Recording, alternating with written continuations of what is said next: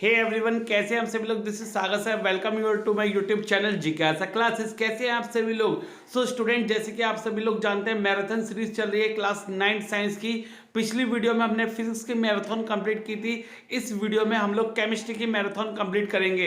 ये वीडियो आपको 3 चैप्टर बिल्कुल क्लियर कर देगी। वो 3 चैप्टर आपके कौन कौन से हैं। Is matter around us pure, atoms and molecule and structure of atom. जुड़े रहिए जिज्ञासा क्लासेस से। और हाँ, कम से कम 5 लोगों को जरूर शेयर कीजिएगा, वीडियो को लाइक कीजिएगा, पसंद आए तो चैनल को सब्सक्राइब जरूर कीजिएगा। वो जो रेड वाला बटन है वो दबा के घंटी जरूर प्रेस कर लीजिएगा, ताकि आपको आने वाली नोटिफिकेशन सबसे पहले आप लोगों को मिल जाए। ज्यादा समय न लेते हुए स्टार्ट करते हैं आपका अपना चैप्टर। कौन सा? Is matter around us pure. देखिए बच्चे लोग, is matter around us pure chapter आपको क्या बताता है बेटा। जो मैटर होता है वो प्योर है, इम्प्योर है, प्योर है या मिक्सचर है, ये आपको इस चैप्टर में पता लगेगा। इसकी प्रॉपर्टीज के बारे में हम लोग पढ़ेंगे, ठीक है। और मिक्सचर को कैसे सेपरेट करते हैं हम लोग इस चैप्टर में पढ़ने वाले हैं, ठीक है। स्टार्ट करते हैं इस चैप्टर को। जैसे कि आपको बच्चे लोग पता है कि हमने कुछ शुगर के पार्टिकल्स लिए, कुछ हमने सैंड के पार्टिकल्स लिए, ठीक है। आपको ये बताना है कि कौन सा प्योर होगा, कौन सा इम्प्योर होगा। तो अगर हम देखें कि सारे जो शुगर के पार्टिकल्स हैं वो सारे एक जैसे होंगे, अगर सारे शुगर के पार्टिकल शेप और साइज में एक जैसे होंगे तो हम लोग बोलेंगे उसे क्या, प्योर। अब बच्चे लोग सैंड के साथ अपने सॉइल का सैंपल लिया। अब सॉइल के अंदर क्या क्या चीज होगी, सिल्ट होगा, सैंड होगा, ग्रेवल होगा, ग्रास होगा और कुछ आपके डेड इंसेक्ट्स भी होंगे, है ना। तो इसलिए आप जानते हैं कि सॉइल कैसा सैंपल कंसीडर होगा। सॉइल आपका एक इम्प्योर सैंपल कंसिडर होगा, यानी कि मिक्सचर आपका कंसिडर होगा। तो प्योर सब्सटेंस कौन से होते हैं? प्योर सब्सटेंस वो होते हैं जो सिर्फ एक ही काइंड के पार्टिकल, एक ही टाइप के पार्टिकल से मिलकर बनते हैं, वो प्योर होते हैं। और जो एक से ज्यादा पार्टिकल से मिलकर बनते हैं वो आपके बच्चे लोग इम्प्योर सब्सटेंस कहलाए जाते हैं। ये मैंने आपको कुछ चार्ट बना के दे रखा है मैटर का। मैटर आपके प्योर होते हैं और आपके मिक्सचर होते हैं, ठीक है। मैटर आपके प्योर होते हैं और मिक्सचर होते हैं। प्योर सब्सटेंस की 2 क्लासिफिकेशन है, एलिमेंट्स और कंपाउंड्स। और मिक्सचर की 2 क्लासिफिकेशन है, होमोजीनियस और हेटेरोजीनियस। बोलिए, आप लोगों को क्लियर समझ में आ रही है बच्चे लोग? आपको क्लियर समझ में आ रही है? प्योर सब्सटेंस कौन से होते हैं? जो एक टाइप के पार्टिकल से मिलकर बनते हैं। और इम्प्योर और मिक्सचर कौन से होते हैं? जो एक से ज्यादा पार्टिकल से मिलकर बनते हैं। तो प्योर सब्सटेंस को आप सेपरेट नहीं कर सकते एक सिंपल प्रोसेस से, ठीक है। एक प्योर सब्सटेंस की जो कंपोजिशन होती है, जो मिलावट होती है, वो फिक्स होती है, इसलिए उनका मेल्टिंग और बॉइलिंग पॉइंट भी क्या होगा, फिक्स होगा। लेकिन आप मिक्सचर को सेपरेट कर सकते हो फिजिकल प्रोसेस से। उनकी फिक्स कंपोजिशन नहीं होती, ना ही फिक्स मेल्टिंग पॉइंट होता, ना ही फिक्स बॉइलिंग पॉइंट होता। किसका बच्चे लोग? मिक्सचर का। अगर मैं चैप्टर को स्टार्ट करूं, चैप्टर स्टार्ट करने से पहले हमें 2-3 टर्मिनोलॉजी पढ़नी है, डेफिनेशंस पढ़नी है।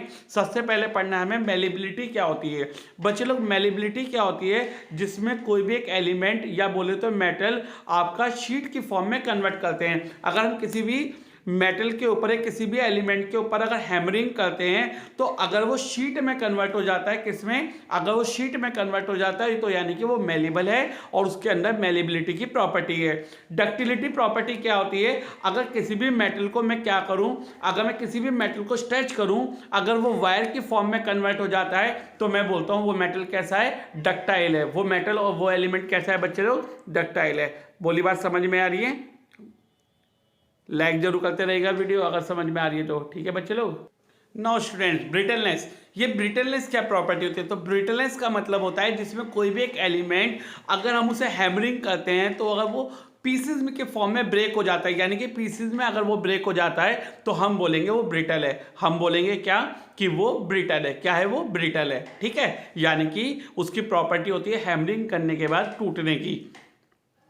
एलिमेंट्स क्या होते हैं बच्चे लोग? एलिमेंट्स क्या होते हैं? जो एक काइंड ऑफ पार्टिकल से मिलकर बनते हैं, उन्हें एलिमेंट्स बोलते हैं। एलिमेंट्स आपके सॉलिड भी हो सकते हैं, लिक्विड भी हो सकते हैं और गैस भी हो सकती है। जैसे सोडियम और कार्बन आपके सॉलिड होते हैं, मरकरी और ब्रोमीन आपके लिक्विड होती है, हाइड्रोजन ऑक्सीजन आपकी गैसेज होती हैं। सारे एलिमेंट्स आपके किस फॉर्म में क्लासिफाई होते हैं? 3 टर्म्स में क्लासिफाई होते हैं, मेटल्स में, नॉन मेटल्स में और मेटलॉइड्स में। मेटल्स कौन से होते हैं बच्चे लोग? जो मेलेबल और डक्टाइल होते हैं और जो इलेक्ट्रिसिटी को कंडक्ट कर सकते हैं। जैसे आयरन है, कॉपर है, एल्यूमिनियम है, जिंक है, सिल्वर है, गोल्ड है, सोडियम है, पोटेशियम है, ये सब आपके मेटल्स होते हैं। ठीक है, सारे एलिमेंट्स आपके सॉलिड होते हैं except mercury which is liquid. अब पेपर का क्वेश्चन बन जाता है name one metal which is liquid, name one metal which is liquid, तो आप एग्जाम्पल बता देंगे किसका, मरकरी का, और उसका सिंबल होता है Hg।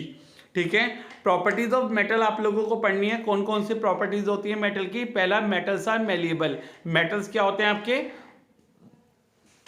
मेलिएबल होते हैं, यानी उन्हें शीट की फॉर्म में कन्वर्ट किया जा सकता है। फॉर एग्जांपल जो एल्यूमिनियम फॉइल्स होती हैं, जो एल्यूमिनियम फॉइल्स होती हैं आपकी, जैसे आपकी बिस्किट्स वगैरह में, चॉकलेट्स वगैरह में, मेडिसिन, सिगरेट्स में इस्तेमाल होती हैं। क्यों होती हैं, क्योंकि वो मेलिएबल होता है मेटल। ठीक है, मेटल्स आपके डक्टाइल होते हैं, यानी कि उन्हें वायर्स की फॉर्म में कन्वर्ट किया जा सकता है। जैसे कि आप सभी लोग जानते हैं कॉपर और एल्यूमिनियम के वायर आते हैं, उन्हें स्ट्रेच किया जाता है, ठीक है, खींचा जाता है तो वायर के फॉर्म में, तो वो आपके डक्टाइल होते हैं। मेटल्स आपके गुड कंडक्टर होते हैं, हीट और इलेक्ट्रिसिटी, मेटल्स के थ्रू हीट भी पास की जा सकती है, इलेक्ट्रिसिटी भी पास की जा सकती है।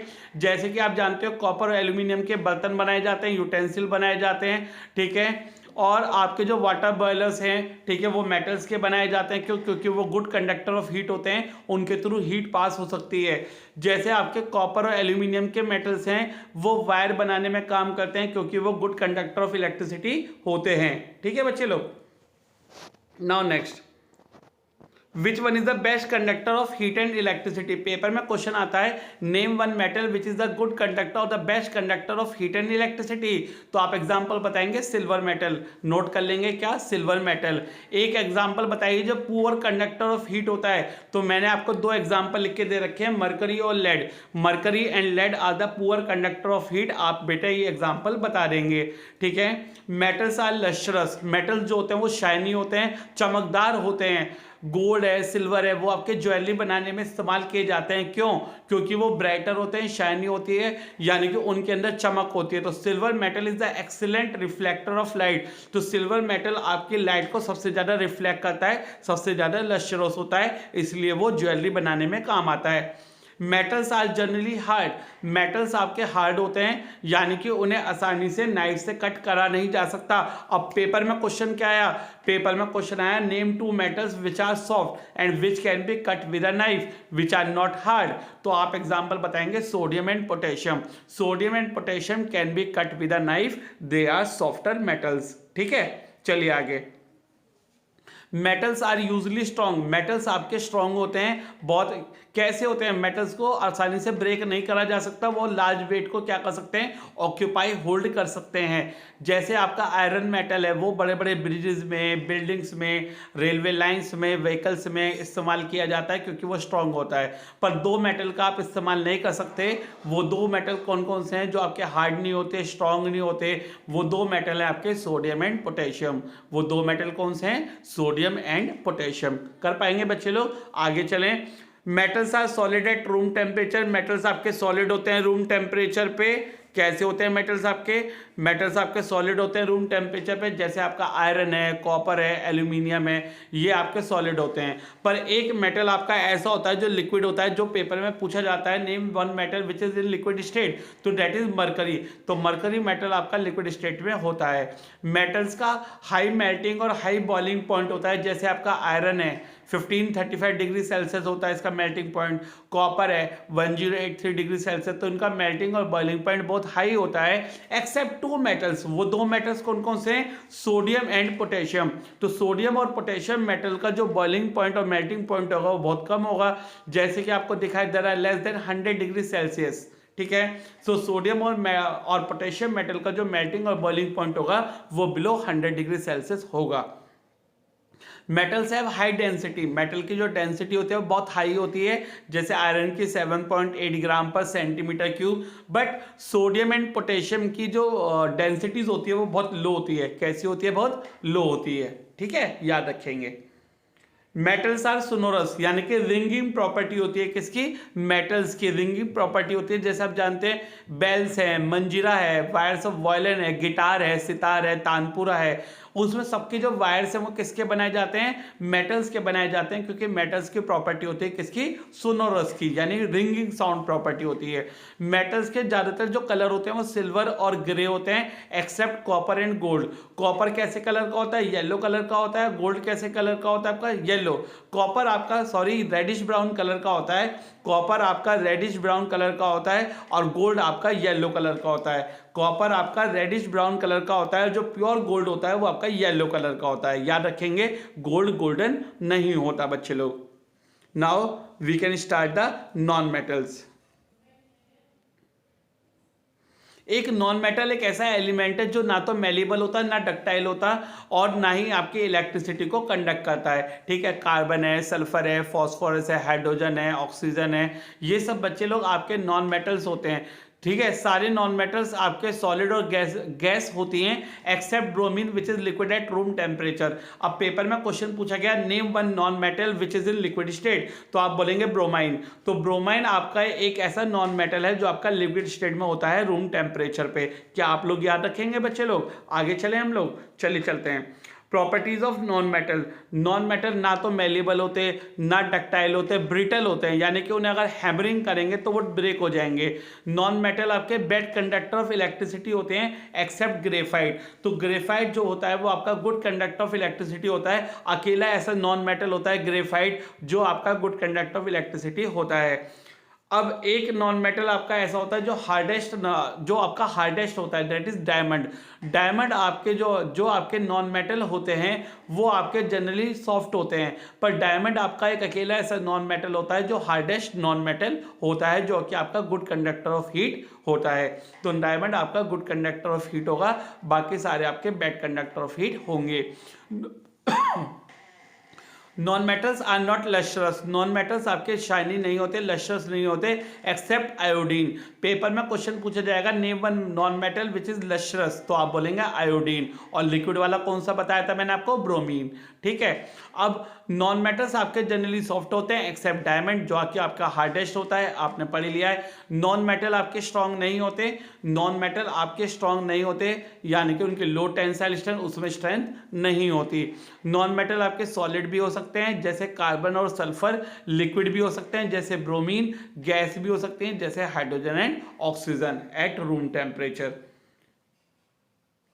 Non metals have comparatively low melting and boiling points. तो नॉन मेटल के जो बॉइलिंग और मेल्टिंग पॉइंट है वो बहुत कम होते हैं। सबसे ज़्यादा मेल्टिंग और बॉइलिंग पॉइंट जो होता है वो ग्रेफाइट का होता है, 3700 डिग्री सेल्सियस इसका मेल्टिंग और बॉइलिंग पॉइंट होगा बच्चे लोग, आप लोग याद रखेंगे। बाकी सारे नॉन मेटल्स का जो मेल्टिंग और बॉइलिंग पॉइंट होता है वो बहुत कम होता है, इनकी डेंसिटी कम होती है, एक्सेप्ट आयोडीन। आयोडीन की डेंसिटी हाई होती है, बाकी सब नॉन मेटल की डेंसिटी लो होती है। नॉन मेटल आपके सोनोरस नहीं होते, उनमें कोई रिंगिंग साउंड प्रॉपर्टी नहीं हो सकती। ठीक है, नॉर्मल आपके जो नॉन मेटल्स होते हैं वो किसी भी कलर के हो सकते हैं, जैसे सल्फर आपका येलो कलर का होता है, व्हाइट कलर का होता है, सल्फर आपका येलो कलर का होता है, फॉस्फोरस आपका व्हाइट और रेड होता है, ग्रेफाइट आपका ब्लैक होता है, ब्रोमीन आपकी रेड ब्राउन होती है, हाइड्रोजन और ऑक्सीजन आपके कलरलेस गैसेस होती हैं। तो नॉन मेटल किसी भी कलर के हो सकती हैं।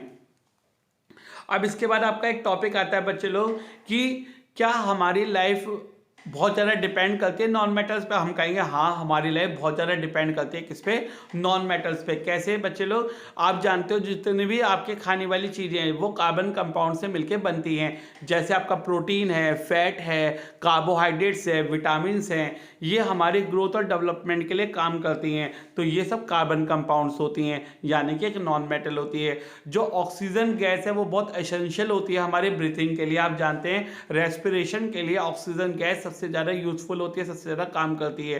ठीक है, तो वो भी एक आपका नॉन मेटल है जो कि आप जानते हैं कि ऑक्सीजन आपके बनने में भी काम करती है। हम कोई भी चीज़ बिना ऑक्सीजन के नहीं चला सकते, बिना ऑक्सीजन के कंबस्ट नहीं कर सकते किसी भी फ्यूल को। तो नॉन मेटल का जो योगदान है हमारी लाइफ में, हमारे एनवायरनमेंट में, वो बहुत ज़्यादा है। ठीक है, चाहे वो फूड से रिलेटेड हो और चाहे वो रेस्पिरेशन से रिलेटेड हो। अब ये क्वेश्चन मैंने आप लोगों को दिया है, आप लोगों पे छोड़ दिया है, difference between metals and non metals. आप मेटल्स एंड नॉन मेटल्स के कोई भी पॉइंट या 5 पॉइंट लिख लीजिए, याद कर लीजिए, वो आपके पेपर में आ जाते हैं। ठीक है, difference between metals and non metals आप लोग कर लेंगे। इसके बाद आपका टॉपिक आता है मेटेलॉइड्स। बच्चे लोग मेटेलॉइड्स क्या होते हैं? मेटेलॉइड्स आपके वो एलिमेंट्स होते हैं जिनकी property in between metals and non metals होती है, जिनकी property in between metals and non metals होती है, वो आपके मेटेलॉइड्स कहलाए जाते हैं। जैसे आपके बोरोन, सिलिकॉन और जर्मेनियम, आप लोग याद रखेंगे बोरोन, सिलिकॉन और germanium, these are the metalloids. Paper में क्वेश्चन आ जाता है define metalloids and give 2 examples, तो आप एग्जांपल दे देंगे बोरोन, सिलिकॉन और जर्मेनियम, बोले दे देंगे ना, पक्का। आगे चलिए चलते हैं। Now the next topic is mixture. Mixture क्या होता है? मिक्सचर आपके वो सब्सटेंस होते हैं जो 2 या 2 से ज़्यादा एलिमेंट्स और कंपाउंड से मिलके बनते हैं, बट वो केमिकली कंबाइन नहीं होते। आप कितना भी उनके अंदर सोल्यूट और सॉल्वेंट मिला सकते हो। जैसे आपका सॉल्ट सॉल्यूशन है, एयर है, ब्रास है। ब्रास एक अलॉय होता है कॉपर और जिंक का, ठीक। शुगर सॉल्यूशन है, सी वाटर है, पेंट है, वुड है, ब्लड है, सोप सॉल्यूशन है। तो ये सब आपके मिक्सचर होते हैं। 2 टाइप के मिक्सचर होते हैं मेनली, होमोजीनियस और हेटरोजीनियस।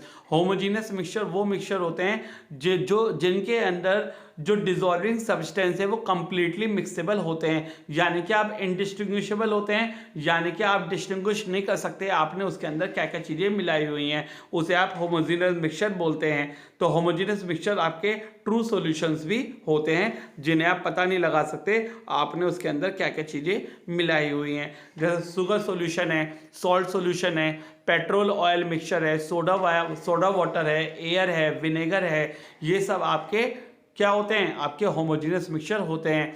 तो वो मिक्सचर आपके होमोजीनियस नहीं होते, वो मिक्सचर आपके हेटरोजीनियस होते हैं जिनकी लेयर सेपरेट होती है, यानी कि एक सब्सटेंस दूसरे के अंदर कंप्लीटली डिसॉल्व नहीं होता, कंप्लीटली स्प्रेड आउट नहीं होता।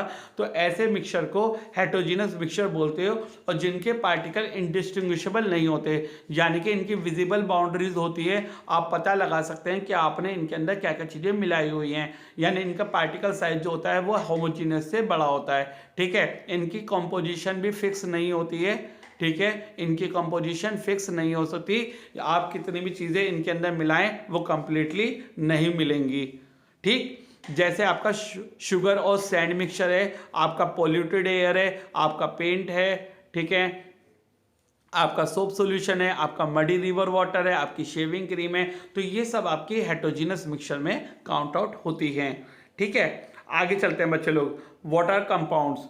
कंपाउंड्स आपके क्या होते हैं? कंपाउंड्स आपके वो सब्सटेंस होते हैं जो 2 या 2 से ज़्यादा एलिमेंट से मिलकर बनते हैं, केमिकली कंबाइंड होते हैं in a fix proportion by mass. तो कंपाउंड्स आपके वो सब्सटेंस होते हैं जो 2 या 2 से ज़्यादा एलिमेंट से मिलकर बनते हैं, बट केमिकली कंबाइंड होते हैं, आपस में केमिकली कंबाइंड होते हैं। जैसे वाटर है, वाटर का फॉर्मूला क्या होता है? H2O। तो 2 हाइड्रोजन और 1 ऑक्सीजन आपस में केमिकली कंबाइंड है, और वाटर का फॉर्मूला हमेशा यही रहेगा, ठीक है। 2 हाइड्रोजन का एटम और 1 ऑक्सीजन का एटम, तो 2U रेशो 16U, ये रेशो आ जाएगा इसका मास का, क्योंकि आप जानते हो 1 हाइड्रोजन का मास होता है 1, 1 ऑक्सीजन का मास होता है 16, तो 2 हाइड्रोजन का हो जाएगा 2, तो 2 रेशो 16 यानी कि 1 रेशो 8। और हमेशा वाटर के लिए रेशो जो रहेगा 1 रेशो 8, वो यही रहेगा। कार्बन डाइऑक्साइड में अगर हम कार्बन और ऑक्सीजन का रेशो देखें तो 1 कार्बन का मास आपका 12, 2 ऑक्सीजन का मास आपका 32, क्योंकि 1 ऑक्सीजन का मास होता है 16। तो जो रेशो आएगा कार्बन और ऑक्सीजन का वो आएगा बच्चे लोग 3:8 फॉर कार्बन डाइऑक्साइड, और हमेशा यही रहेगा। ऐसे ही आप कंपाउंड के बहुत सारे एग्जांपल ले सकते हो, जैसे अमोनिया है आपका NH3, आइस है आपका पानी होता है आइस, लाइम है आपका मीथेन है, आपका ग्लूकोज है, शुगर केन है, बेकिंग सोडा है, वॉशिंग सोडा है। तो हमेशा जो कंपाउंड के फॉर्मूले हैं वो फिक्स रहेंगे, नंबर ऑफ एटम जो भी हैं वो फिक्स रहेंगी। नाउ फर्दर आप कंपाउंड को भी क्लासिफाई कर सकते हैं किसमें? एसिड, बेस और सॉल्ट्स में। वो आपके हम लोग 10th क्लास में पढ़ेंगे जब आप 10th क्लास में आ जाएंगे। आई होप आप लोगों को समझ में आ रहा होगा, तो वीडियो को लाइक करके जरूर बताइएगा और 5 बच्चों को जरूर शेयर कीजिएगा। Okay, now difference between mixture and compound. Compound हमेशा होमोजीनियस होगा, पर मिक्सचर आपका होमोजीनियस भी हो सकता है और हेटरोजीनियस भी हो सकता है, ठीक है। अगर कंपोजिशन फिक्स है तो वो कंपाउंड है, अदरवाइज वो मिक्सचर है। कंपाउंड का जो मेल्टिंग और बॉइलिंग पॉइंट होता है वो फिक्स होता है, पर मिक्सचर का नहीं होता है। Compound can not be separated, compound को सेपरेट नहीं करा जा सकता उसके पार्ट्स में, पर मिक्सचर को फिजिकल प्रोसेस से उसके पार्ट्स में सेपरेट किया जा सकता है फिजिकल मेथड से, ठीक है बच्चे लोग। इसके बाद बात करते हैं एयर जो है वो मिक्सचर है बट वो कंपाउंड नहीं है, ठीक है। एयर को सेपरेट किया जा सकता है उसके कंपोनेंट में, लाइक ऑक्सीजन में, नाइट्रोजन में, फिजिकल प्रोसेस से, और उस प्रोसेस का नाम है फ्रैक्शनल डिस्टिलेशन। एयर जो प्रॉपर्टी शो करेगा वो सारी गैसेस की प्रॉपर्टी शो करेगा जो उसके अंदर प्रेजेंट होती हैं, जैसे नाइट्रोजन है, ऑक्सीजन है, कार्बन डाइऑक्साइड है, एंड सो ऑन। ठीक है, एयर की जो कंपोजिशन है वो वेरिएबल फिक्स कंपोजिशन नहीं है। ठीक है, क्योंकि एयर जो है वो डिफरेंट प्लेसेस पे डिफरेंट अमाउंट ऑफ गैसेस को ऑक्यूपाई करती है, तो उसकी कंपोजिशन भी फिक्स नहीं है, तो इसलिए एयर जो है वो एक मिक्सचर है। इसके बाद वाटर जो है वो एक कंपाउंड है, वो एक मिक्सचर नहीं है, क्योंकि वाटर को आप सेपरेट नहीं कर सकते इनटू इट्स कॉन्स्टिट्यूएंट्स। ठीक है, आप उसे सेपरेट नहीं कर सकते उनके पार्ट्स में, जैसे हाइड्रोजन और ऑक्सीजन में, by any physical method like filtration और इवेपोरेशन। तो जो प्रॉपर्टीज है वाटर की वो एंटायरली डिफरेंट होती है, किससे? हाइड्रोजन और ऑक्सीजन से। जो कॉम्पोजिशन होता है वाटर का, यानी कि हाइड्रोजन और ऑक्सीजन का, वो होता है 1:8 बाय मास, और वो फिक्स होता है, आप कितना भी वाटर बढ़ा लीजिए या कम कर लीजिए। इसके बाद बात करते हैं जो सॉल्ट सॉल्यूशन है वो एक मिक्सचर है। जो सॉल्ट सॉल्यूशन है वो क्या है बच्चे लोग? एक मिक्सचर है। क्या है वो मिक्सचर? क्योंकि आप सॉल्ट सॉल्यूशन में से सॉल्ट और वाटर को सेपरेट कर सकते हो बाय फिजिकल प्रोसेस। ठीक है, सॉल्ट की जो सॉल्ट सॉल्यूशन होती है उनकी प्रॉपर्टी, वो दोनों की प्रॉपर्टी शो करेगा, वो सॉल्ट की प्रॉपर्टी भी शो करेगा और वाटर की प्रॉपर्टी को भी शो करेगा। और जो कंपोजिशन होती है सॉल्ट सॉल्यूशन की वो डिफरेंट होती है, वो वेरिएबल होती है, इसलिए सॉल्ट सॉल्यूशन एक मिक्सचर है, वो एक कंपाउंड नहीं है। बट अलॉय जो होता है, अलॉय यानी कि ब्रास की अगर बात करें, ठीक है, जो हम ब्रास की बात कर रहे हैं, कॉपर और जिंक का जो मिक्सचर है वो एक मिक्सचर है, वो एक कंपाउंड नहीं है। क्यों? क्योंकि जो ब्रास है वो दोनों की प्रॉपर्टी शो करेगा, कॉपर की भी और जिंक की भी। उनकी जो कंपोजिशन है वो वेरिएबल कंपोजिशन है, यानी कि जो जिंक है वो वेरी कर सकता है 20 से लेकर 35% तक। वो एक होमोजीनियस मिक्सचर है, यानी कि उसे आप फिजिकल प्रोसेस से कांस्टेंट पार्टिकल्स में सेपरेट नहीं कर सकते। बोली बात क्लियर समझ में आ रही है बच्चे लोग? पक्का समझ में आ रही है? सागर सर का प्रयास आप लोगों को सब चीज़ें अच्छे से क्लियर होनी चाहिए। वीडियो को अंत तक जरूर देखिएगा बच्चे लोग, आप लोगों को बहुत बेनिफिट होगा। Water solute and solvent. Solute and solvent क्या होता है? तो जिस सब्सटेंस को हम मिला रहे हैं किसी एक लिक्विड में सॉल्यूशन बनाने के लिए उसे सोल्यूट बोलते हैं, और जिसमें हम मिला रहे हैं उसे बोलते हैं सॉल्वेंट। जिसे हम मिला रहे हैं उसे बोलते हैं सोल्यूट, और जिसमें हम मिला रहे हैं उसे बोलते हैं सॉल्वेंट। ठीक है, और दूसरे शब्दों में बोलें तो जिन पार्टिकल्स को हम मिला रहे हैं उन्हें बोलते हैं डिस्पर्स पार्टिकल, और जिसमें हम मिला रहे हैं उसे बोलते हैं डिस्पर्जन मीडियम। तो जिसमें हम मिला रहे हैं, ठीक है, उसे बोलते हैं डिस्पर्जन मीडियम, और जिसे हम मिला रहे हैं उसे बोलते हैं डिस्पर्स पार्टिकल। जिन पार्टिकल्स को हम मिला रहे हैं उन्हें बोलते हैं डिस्पर्स पार्टिकल, और जिसमें हम मिला रहे हैं उन्हें बोलते हैं डिस्पर्जन मीडियम। बोलिए बात के लिए समझ में आ रही है? अगर मैं एक सॉल्ट सॉल्यूशन की बात करूं तो सोल्यूट है मेरा सॉल्ट और वाटर है मेरा सॉल्वेंट। ठीक है, यानी डिस्पर्स फेस है मेरा सॉल्ट और डिस्पर्जन मीडियम है मेरा वाटर। बोलिए क्या बात समझ में आ रही है आपको? सॉल्ट सॉल्यूशन में जो सॉल्ट है वो है आपका सोल्यूट और जो वाटर है आपका सॉल्वेंट। यानी सॉल्ट है आपका डिस्पर्स पार्टिकल और वाटर है आपका डिस्पर्जन मीडियम। अगर आपने सॉल्यूशन बनाने के लिए किसी चीज को किसी दूसरे में मिलाया हुआ है, यानी कि अगर आपने सोल्यूट को वाटर में मिला रखा है तो उसे बोलेंगे एक्वस सॉल्यूशन। अगर एक सॉल्यूशन बनाने के लिए आपने सोल्यूट को वाटर में ऐड किया हुआ है तो उसे बोलेंगे एक्वस सॉल्यूशन। क्या बोलेंगे बच्चे लोग? Aqueous solution. बोलिए बात क्लियर हो रही है? क्या बोलेंगे? Aqueous solution.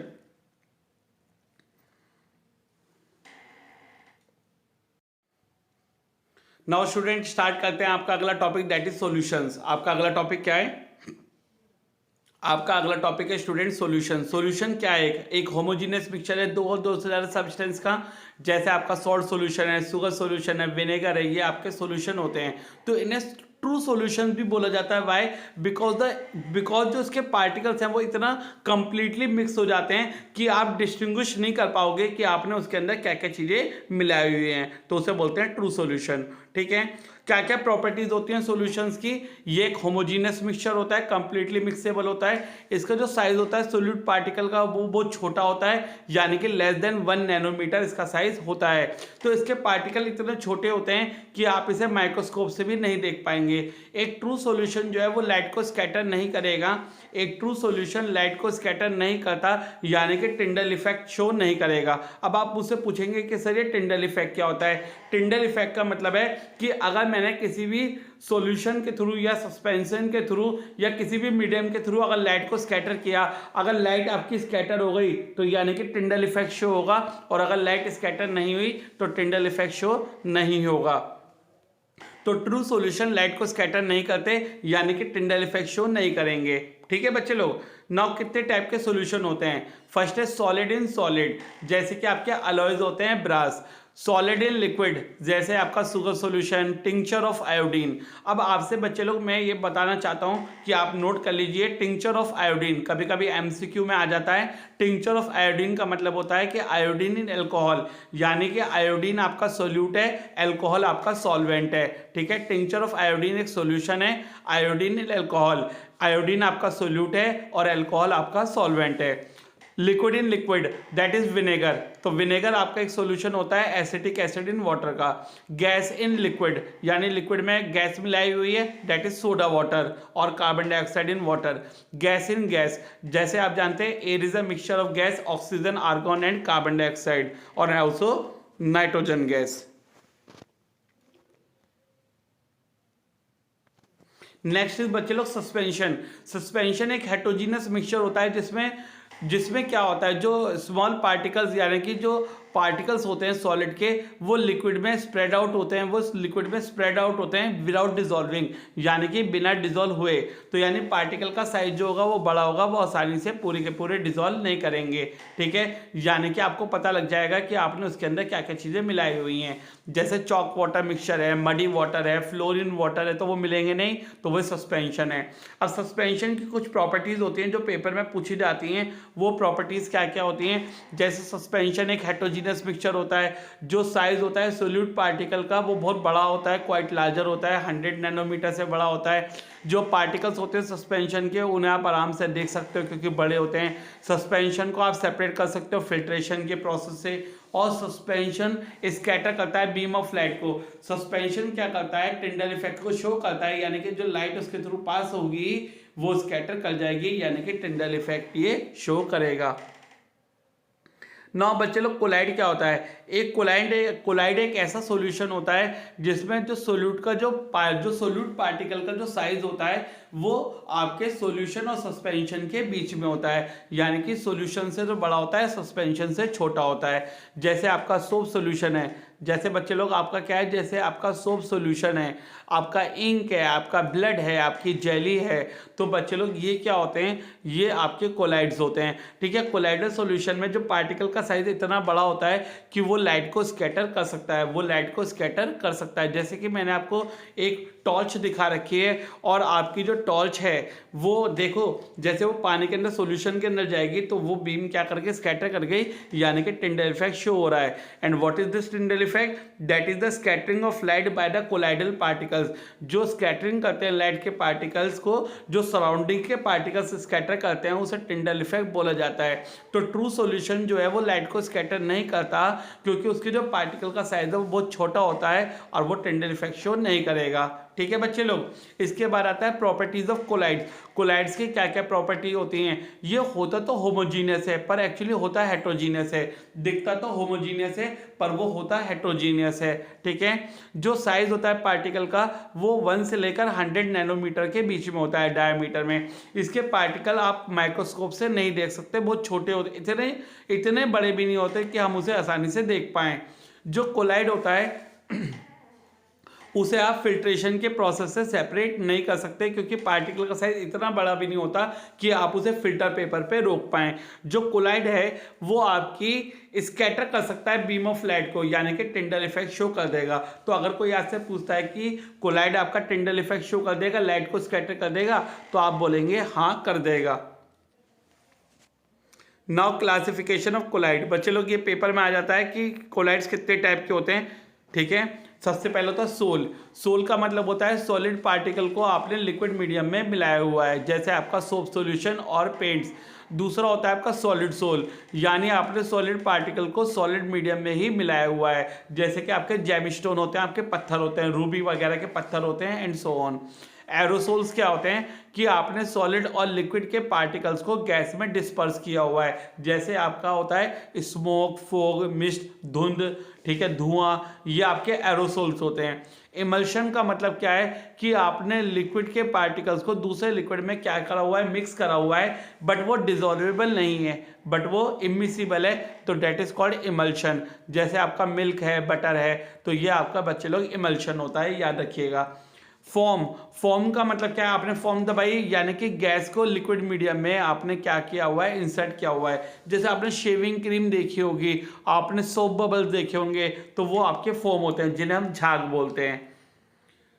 Solid form, solid form क्या होती है कि आपने गैस को सॉलिड में डिस्पर्स किया हुआ है, जैसे आपकी फॉर्म रबड़ होती है, स्पॉन्ज होती है, ब्रेड होती है, तो ये आपकी सॉलिड फॉर्म होती हैं। जेल है आपका, आप बच्चे लोगों ने जेल देखी होगी, जैसे जेलीज हैं आपके, हेयर जेल हैं, तो इसमें क्या होता है, इसमें आपके जो सॉलिड पार्टिकल्स हैं वो आपके लिक्विड में डिस्पर्स्ड होते हैं। सेमी सॉलिड कोलाइड होता है आपका, जिसमें आपके सॉलिड के पार्टिकल डिस्पर्स्ड होते हैं किसमें, लिक्विड में, तो उन्हें क्या बोलते हैं आप, जेल बोलते हैं, उन्हें क्या बोलते हैं आप, जेल। ठीक है, सो नेक्स्ट इज आपका concentration of solution. Next topic आपका आता है बच्चे लोग, कंसंट्रेशन ऑफ सॉल्यूशन क्या होता है। कंसंट्रेशन ऑफ सॉल्यूशन आपको ये बताता है कि आपने सॉल्यूशन बनाने के लिए कितना अमाउंट ऑफ सोल्यूट मिला रखा है। आपने सॉल्यूशन बनाने के लिए कितना अमाउंट ऑफ सोल्यूट मिला रखा है, उसे बोलते हैं कंसंट्रेशन ऑफ सॉल्यूशन। क्या बोलते हैं उसे, concentration of solution. Concentration of solution निकालने का एक फॉर्मूला होता है, मास of solute upon mass of solution into 100। अब आप पूछेंगे कि मास ऑफ सॉल्यूशन में कैसे निकालूं, mass of solute plus mass of solvent is equal to mass of solution. बच्चे लोग सोल्यूट में अगर सॉल्वेंट का मास ऐड करेंगे तो वो सॉल्यूशन का मास आपको दे देगा। ये 3 एग्जांपल मैंने आपको लिख के दे रखे हैं नीचे, आप लोग इन्हें ट्राई करेंगे, इनके आंसर कमेंट बॉक्स में लिखेंगे। अगर सही आए तो well and good, all the best, नहीं आए तो बता दीजिए, मैं आपको सेंड कर दूंगा। व्हाट्सएप पे कांटेक्ट कीजिए 8535070809। ठीक है, आगे चलते हैं। नाउ द नेक्स्ट टॉपिक बच्चे लोग, saturated and unsaturated solution. Saturated solution कौन सा होता है, जो सैचुरेट हो चुका है, यानी अब आप उसमें कोई भी सॉल्यूट ऐड नहीं कर सकते, ऐसे सॉल्यूशन को सैचुरेटेड सॉल्यूशन कहा जाता है। ठीक है, अब जिसमें आप और सॉल्यूट ऐड कर सकते हो एक पर्टिकुलर टेम्परेचर पे बिना टेम्परेचर बढ़ाए, उसे अनसैचुरेटेड सॉल्यूशन बोला जाता है। अगर आपको एक सैचुरेटेड सॉल्यूशन को क्या करते हैं, अगर आप एक सैचुरेटेड सॉल्यूशन को बच्चे लोग हीट करते हैं तो वो अनसैचुरेटेड बन जाएगा। यानी कि अगर आप एक सैचुरेटेड सॉल्यूशन का टेम्परेचर बढ़ाते हैं तो वो अनसैचुरेटेड बन जाएगा। अगर आप अनसैचुरेटेड सॉल्यूशन को कूल करते हैं एक पर्टिकुलर टेम्परेचर पे और उसका टेम्परेचर डाउन करते हैं तो आपका अनसैचुरेटेड सॉल्यूशन क्या बन जाएगा, सैचुरेटेड बन जाएगा, यानी कि सॉलिड क्रिस्टल में वो लिक्विड आपका कन्वर्ट हो जाएगा। ठीक है, now the next topic is solubility. बच्चे लोग सोल्यूबिलिटी कहती है कि आपका जो सोल्यूट है आप कितना ऐड कर सकते हो 100 ग्राम ऑफ सॉल्वेंट में। आप मैक्सिमम सोल्यूट या मैक्सिमम कितना सोल्यूट आप 100 ग्राम ऑफ वाटर में या सॉल्वेंट में मिला सकते हो, वो होती है उस सोल्यूट की सॉल्युबिलिटी। 100 ग्राम सॉल्वेंट में आप कितना सोल्यूट ऐड कर सकते हो, वो होती है उसकी सॉल्युबिलिटी। बट टेम्परेचर नहीं बढ़ाना है, बिना टेम्परेचर बढ़ाए। ठीक है, बिना टेम्परेचर बढ़ाए आप कितने सोल्यूट ऐड कर सकते हो 100 ग्राम ऑफ सॉल्वेंट में। ठीक है, टेम्परेचर चेंज करोगे तो सॉल्युबिलिटी भी आपकी चेंज हो जाएगी। यानी कि अगर मैं सॉलिड को लिक्विड में मिला रहा हूं तो सॉल्युबिलिटी आपकी इंक्रीज करेगी टेम्परेचर बढ़ाने पे और डिक्रीज करेगी टेम्परेचर घटाने पे। पर चेंज इन प्रेशर का कोई इफेक्ट नहीं होगा सॉलिड इन लिक्विड पे। अगर मैं गैस को लिक्विड में मिला रहा हूं तो सॉल्युबिलिटी डिक्रीज करेगी टेम्परेचर बढ़ाने पे और इंक्रीज करेगी टेम्परेचर को घटाने पे। ठीक है, अगर मैं गैस को लिक्विड में क्या कर रहा हूँ, सॉल्युबल कर रहा हूँ, मिला रहा हूँ, तो इंक्रीज करेगी प्रेशर को बढ़ाने पे और डिक्रीज करेगी प्रेशर को घटाने पे। आप लोग पढ़ लेंगे बच्चे लोग अच्छे से। मेरे बच्चे जिज्ञासा वालों बिल्कुल भी गलती नहीं करोगे। ठीक है, बिल्कुल भी गलती नहीं करोगे, गलती करना मना है। Now next topic, physical and chemical change. Physical change वो चेंज होते हैं जिसमें कोई भी नया सब्सटेंस नहीं बनता, बट फिजिकल स्टेट चेंज होती है, तो फिजिकल चेंज आपके रिवर्सिबल या रिवर्स हो सकते हैं। फिजिकल चेंज आपके रिवर्सिबल या रिवर्स आपके हो सकते हैं बच्चे लोग, जैसे फ्रीजिंग ऑफ वाटर है, बॉइलिंग ऑफ वाटर है, कंडेंसेशन ऑफ स्टीम है, तो और ग्लोइंग ऑफ इलेक्ट्रिक बल्ब है। तो ये सारे प्रोसेस आपके रिवर्सिबल होते हैं, यानी कि फिजिकल चेंज होते हैं। ये आपके टेम्परेरी चेंज होते हैं, यानी कि इसमें जो मास ऑफ सब्सटेंस है वो आपका चेंज नहीं होता, मास ऑफ सब्सटेंस आपका फिक्स रहेगा। ठीक है। केमिकल चेंज देखो, केमिकल चेंज कौन से चेंज होते हैं बच्चे लोग? केमिकल चेंज वो चेंज होते हैं जिसमें नए सब्सटेंस बन जाता है नई प्रॉपर्टीज के साथ। केमिकल चेंज आपके इरिवर्सिबल होते हैं, केमिकल चेंज आपके इरिवर्सिबल होते हैं, जैसे बर्निंग ऑफ पेपर, आपने पेपर जला दिया, आपके जो आयरन है उसमें कोरोजन हो गया यानी जंग लग गया, फल अगर खराब हो गए, खाना अगर एक बार पक गया बन गया खाना, तो ये सब आपके केमिकल चेंज होते हैं, दोबारा से आप इन्हें रिवर्स नहीं कर सकते, ये आपके परमानेंट चेंज बच्चे लोग होते हैं। ठीक है। तो जो मास ऑफ सब्सटेंस है केमिकल चेंज में वो भी चेंज हो जाएगा, जैसे पेपर था, पेपर जला दिया तो उसका मास चेंज हो जाएगा जलाने के बाद, तो that is example of chemical change. So बच्चे लोग पेपर में आपका केमिकल चेंज और फिजिकल चेंज में डिफरेंस आएगा, तो आप लोग पढ़ लेंगे अच्छे से। ठीक है। चलिए आगे चलते हैं। अब आपका नेक्स्ट टॉपिक आता है सेपरेशन ऑफ मिक्सचर, यानी आपको मिक्सचर को सेपरेट करना है फिजिकल प्रोसेस से या केमिकल प्रोसेस से।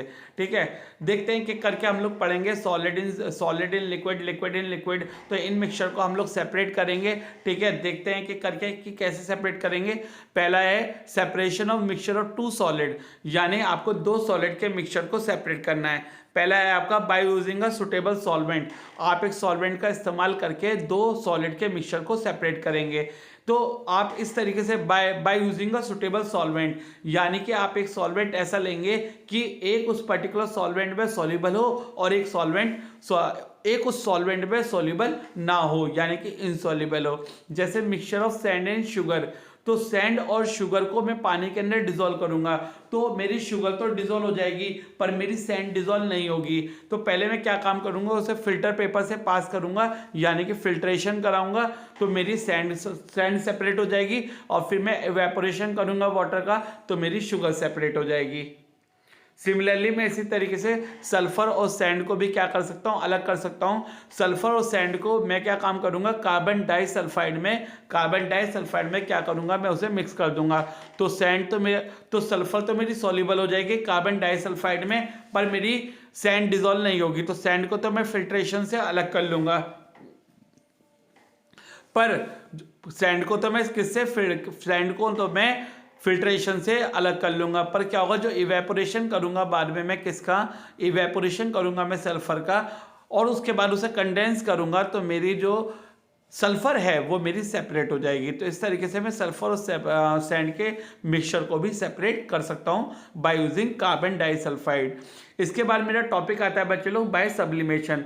अब मैं सब्लिमेशन से सेपरेट कर रहा हूँ दो सॉलिड को। जैसे कि आप जानते हो सब्लिमेशन का प्रोसेस क्या होता है कि अगर मैंने किसी भी सॉलिड को हीट करा और वो डायरेक्टली कन्वर्ट हो गया आपका गैस में ऑन हीटिंग, और वेपर्स आपके डायरेक्ट कन्वर्ट हो गए किसमें, सॉलिड में ऑन कूलिंग, इस प्रोसेस को सब्लिमेशन बोला जाता है। तो मैं उन सॉलिड को सेपरेट कर सकता हूं इस प्रोसेस से जो आपके सब्लाइम करते हैं हीटिंग पे और कूलिंग पे, यानी सॉलिड टू गैस और गैस टू सॉलिड। ठीक है, डायरेक्टली उन्हें क्या बोलते हैं, सब्लिमेशन। जैसे कि आप जानते हो, और जो सॉलिड आपका बचता है कूलिंग के बाद इवेपोरेशन की, यानी कि जब आपका इवेपोरेट हो गया कोई भी सॉलिड, तो हम उसे क्या करेंगे, दोबारा से कूल करेंगे वेपर्स को, तो जो हमें मिलता है उसे बोलते हैं सब्लिमेट। क्या बोलते हैं बच्चे लोग उसे, सब्लिमेट। जैसे आयोडीन है, कैम्फर है, नैफ्थलीन बॉल्स हैं, एंथ्रासिन है, ठीक है, अमोनियम क्लोराइड है, तो याद रखेंगे इन्हें आप सब्लिमेशन से सेपरेट करते हैं। किससे सेपरेट करते हैं, सब्लिमेशन से। नेक्स्ट इज बच्चे लोग mixture of common salt and ammonium chloride. Common salt और अमोनियम क्लोराइड को भी आप सब्लिमेशन और इवेपोरेशन प्रोसेस से सेपरेट करेंगे।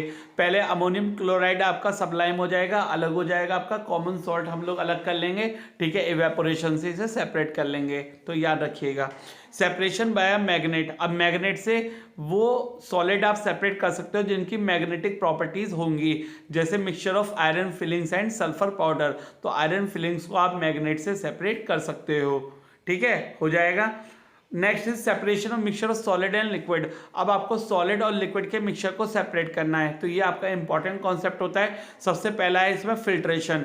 तो फिल्ट्रेशन में क्या होता है, आपका फिल्टर पेपर का इस्तेमाल किया जाता है। एक होता है रेसिड्यू और एक होता है फिल्ट्रेट। तो जो आपका बच गया फिल्टर पेपर के ऊपर उसे बोलते हैं रेसिड्यू, और जो आपका क्लियर लिक्विड मिला उसे बोलते हैं फिल्ट्रेट, ठीक है। जैसे कि आपने चाय पत्ती अलग की चाय से, तो चाय पत्ती तो हो गई आपकी रेसिड्यू, और जो चाय आपको मिली दैट इज कॉल्ड फिल्ट्रेट, ठीक है।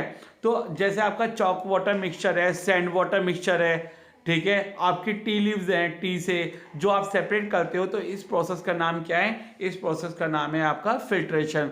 फिल्टर पेपर जानते हो, एक कॉनिकल शेप पेपर होता है आपका, जिसके अंदर पोर्स होते हैं, जो बड़े पार्टिकल्स को तो अपने ऊपर रेसिड्यू के फॉर्म में रख लेता है, और छोटे पार्टिकल्स को फिल्ट्रेट के फॉर्म में क्या करता है, सेपरेट कर देता है आपके रेसिड्यू से।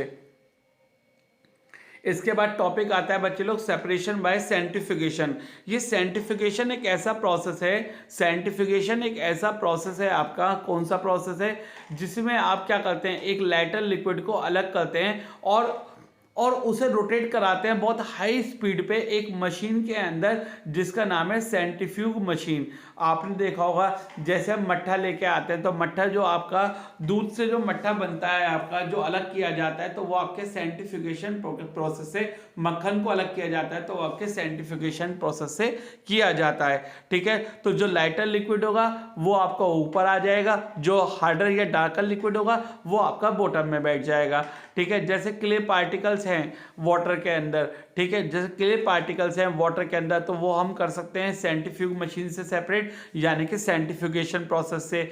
और हम लोग क्रीम, यानी कि जो क्रीम होती है आपकी मिल्क से सेपरेट कर सकते हैं, तो वो भी आपकी सेंट्रीफ्यूगेशन के मेथड से हो जाएगी बच्चे लोग, ठीक है। आगे देखते हैं जरा हम कहाँ थे, थोड़ा सा हम लोग इधर उधर हो गए हैं।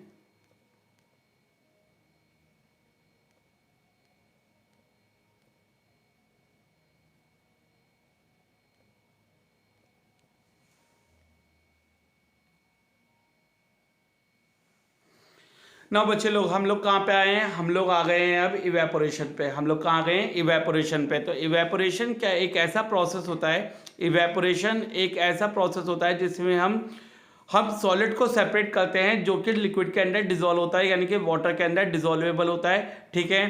तो ये जो टेक्निक है, ये किस टेक्निक पे बेस्ड होती है कि हम क्या करते हैं, लिक्विड को वेपराइज करते हैं, हम लिक्विड को क्या करते हैं, वेपराइज करते हैं, पर सॉलिड आपका वेपराइज नहीं होता है।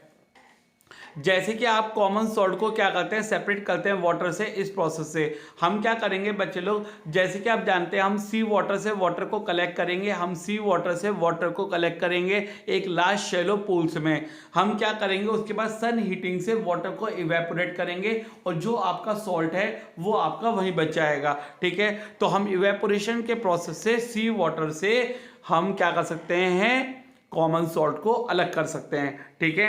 जैसे कि हम डाइज फ्रॉम इंक, जैसे कि हम क्या करते हैं, डाइज यानी कि जो कलर होते हैं इंक से, वो भी हम इवेपोरेशन के प्रोसेस से सेपरेट कर सकते हैं बच्चे लोग। इसके बाद एक प्रोसेस आता है जिसका नाम है क्रिस्टलाइजेशन, यानी कि क्रिस्टल बनाना, यानी कि कूल डाउन करना। द प्रोसेस ऑफ कूलिंग, यानी कि हम एक कंसेंट्रेट सॉल्यूशन को कूल डाउन कर रहे हैं, तो इस प्रोसेस को बोला जाता है क्रिस्टलाइजेशन। तो जो क्रिस्टलाइजेशन का प्रोसेस है वो आपका एक प्योर सॉलिड बनाने में काम करता है, इम्प्योर सैंपल से प्योर सॉलिड बनाने का काम करता है आपका क्रिस्टलाइजेशन का। जैसे कि कॉमन सॉल्ट को प्योरीफाई किया जाता है आपके क्रिस्टलाइजेशन के मेथड से।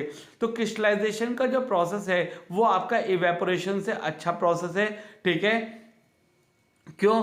क्योंकि आपको पता है इवेपोरेशन के टाइम पे कुछ सॉलिड भी तो इवेपोरेट हो जाता होगा, ठीक है। इवेपोरेशन के टाइम पे कुछ सॉलिड भी तो इवेपोरेट हो जाता होगा, यानी कुछ नमक भी तो इवेपोरेट हो जाता होगा, और दूसरा इवेपोरेशन के प्रोसेस से हम लोग आसानी से प्योरीफाई नहीं कर पाते किसी भी, यानी कि या ये बोल सकते हैं कि इवेपोरेशन का प्रोसेस अलग होगा, फिर आपकी प्योरीफिकेशन टेक्निक अलग होगी, पर इस प्रोसेस से हमें प्योरीफिकेशन टेक्निक भी साथ साथ लग जाती है क्रिस्टलाइजेशन के। तो ये एक आपका इफेक्टिव प्रोसेस है इवेपोरेशन के ऊपर। इसके बाद आपका आता है क्रोमेटोग्राफी।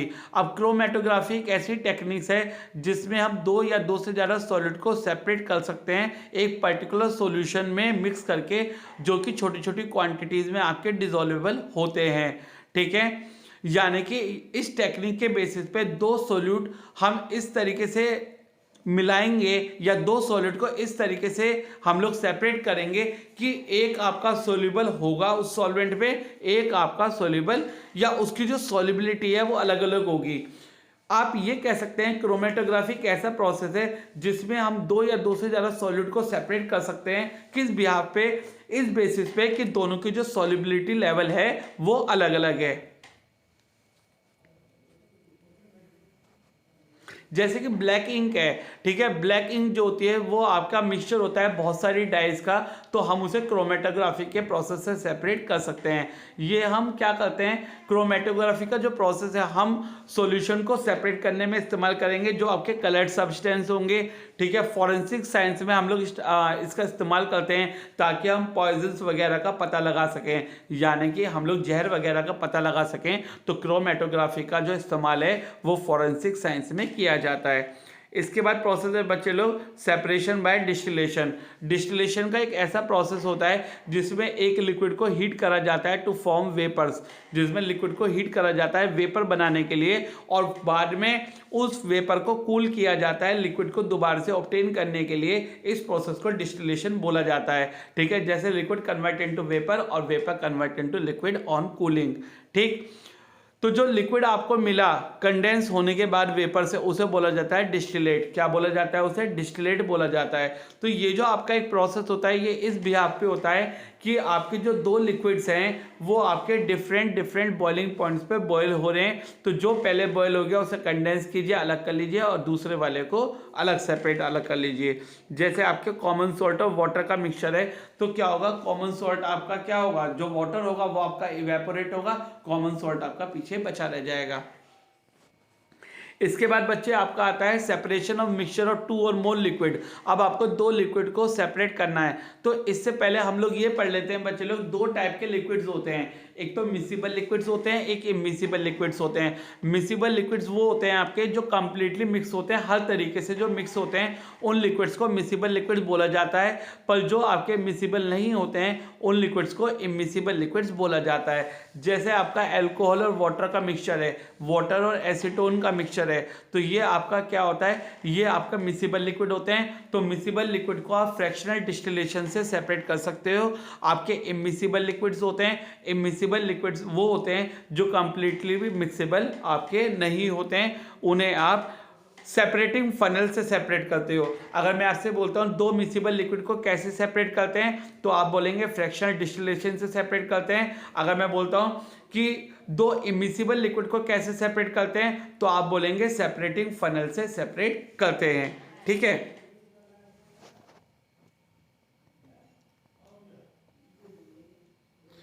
ठीक है, तो जैसे ऑयल और वाटर का मिक्सचर है, पेट्रोल और वाटर का मिक्सचर है, ठीक है, इन्हें आप सेपरेटिंग फनल से सेपरेट कर सकते हो बच्चे लोग, ओके।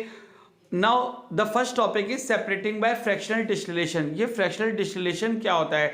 फ्रैक्शनल डिस्टिलेशन का एक ऐसा प्रोसेस होता है जिसमें दो और दो से ज़्यादा मिसिबल लिक्विड को हम सेपरेट करते हैं डिस्टिलेशन प्रोसेस से। इसमें क्या होता है, इसमें एक टेक्निक का इस्तेमाल किया जाता है कि जो हम लिक्विड्स लेते हैं उनका जो बॉइलिंग पॉइंट होता है वो डिफरेंट होता है। जैसे अल्कोहल और वाटर के मिक्सचर को हम लोग सेपरेट करेंगे, किस किस के मिक्सचर को?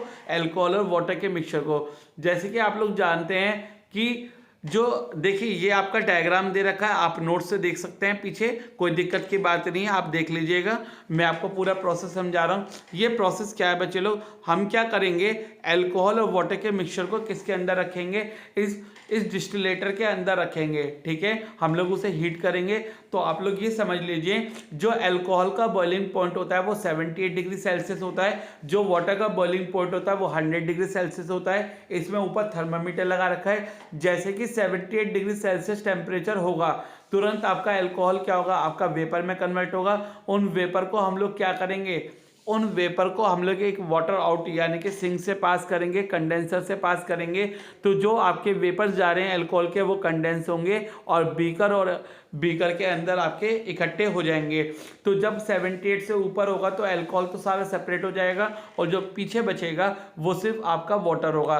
और सपोज कीजिए हमने इसमें तीसरा लिक्विड भी ऐड किया होता तो क्या होता कि उसका जो बॉइलिंग पॉइंट अलग होता, फिर उसे उसके बॉइलिंग पॉइंट तक लेके जाते, उसे सेपरेट करते और तीसरे लिक्विड को इसी के अंदर छोड़ देते। फ्रैक्शनल डिस्टिलेशन प्रोसेस यही है आपका।